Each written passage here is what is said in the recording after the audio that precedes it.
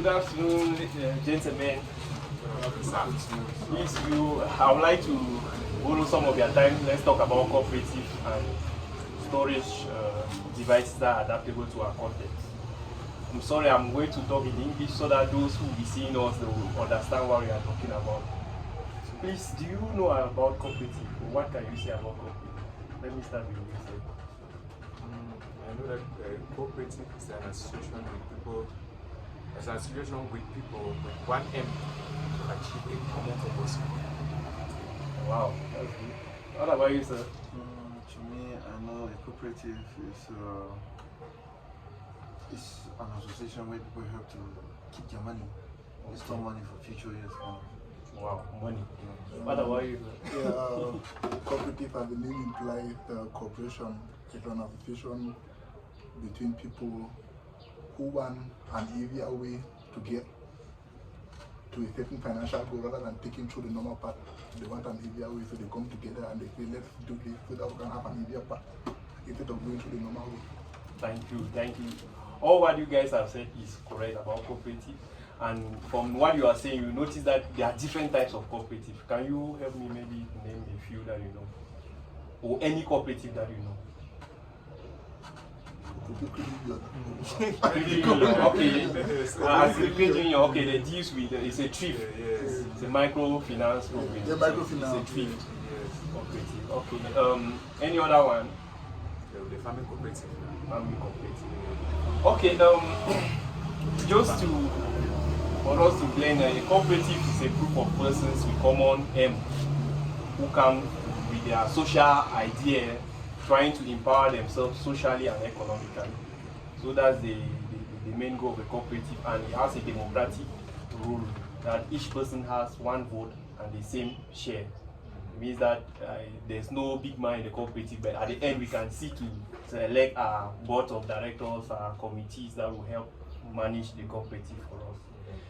But today I wanted us to talk about storage devices. It means that I wanted us to talk about agricultural cooperatives. Yes, I will take an example. We know when I was growing up, my grandfather used to belong to a coffee cooperative. So they used to farm coffee. Coffee at the end, they store it in their warehouse and to able to market it. So during that time, my father used to carry, when we dry the coffee, he carries it to the cooperative, and it stays within a quite of time. Sometimes he goes with it and it's rejected. Sometimes he goes with it and comes back with more money. Sometimes he comes back with less money. So at that time I never understood what was going on. When I grew older, I knew that sometimes when he goes with those coffee like that, it's being rejected. Sometimes it's being stored for long, and then at the end the price is not the same. That is the reason why we want to talk about storage devices that are adaptable to our cooperatives within Cameroon. Example, I've already made mention of the warehouse. Most cooperatives, like farmers cooperative, I will take example for a maize cooperative, you must have a warehouse to be able to store your produce. But before carrying your maize to the warehouse, you have to make sure that the maize is already ready. For most farmers cooperative that I've worked with, the normal drying rate of a maize is around 14 humidity. It means that the maize has to be dry in such a way that when you crack it with your teeth, you will see it be whitish inside. It can come out like a powder form. But how do you do before you are able to store your maize to come to such a situation where you are taking it to a warehouse? When you harvest the maize, normally it's best for us to use what we call a crib. A crib. I'll show you a picture here which there's a crib. A crib is just like a thatch house. This is a crib. Okay. It's a thatch house that has been suspended. Oh, okay. You build it and you roof it. It's just like a looker band. Before the clips, before we brought the clips, we used to have the looker band. But the looker band cannot contain much maize before until when you want to thresh the maize to sell. But this creep, you can be many of the creeps, and the creeps, it does not rely on fire, because our local ban will rely on fire, that you heat the maize for the maize to dry. But the creep, you can put it there and allow it, you dry within a certain period of time.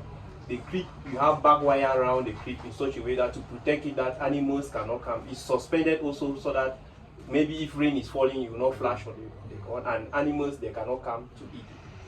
Usually when you want to store in a creep, you might put local a method of preservation, like you use cypress or maybe other chemicals. But we are not here to talk about the chemicals.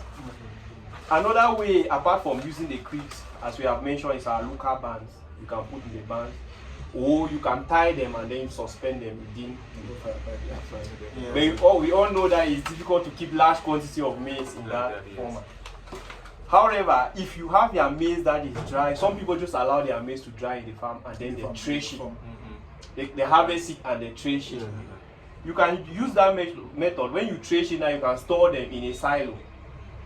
A silo is like one big container up. If you go to maybe SPC and other big companies, they have silos. But for cooperatives that don't have silos, they use containers, airtight containers. They put the maize in the container.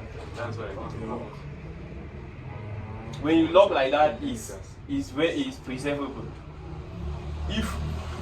And it can stay for quite a long time, without which you can still use other methods of, or maybe fumigate using chemicals. So those are some of the ways which you can store our produce from the farm. We also have vehicles that have their back, they are covered, which you can store the maize there for selling. So thank you all. That's what I wanted to talk about. Thank you very much, sir.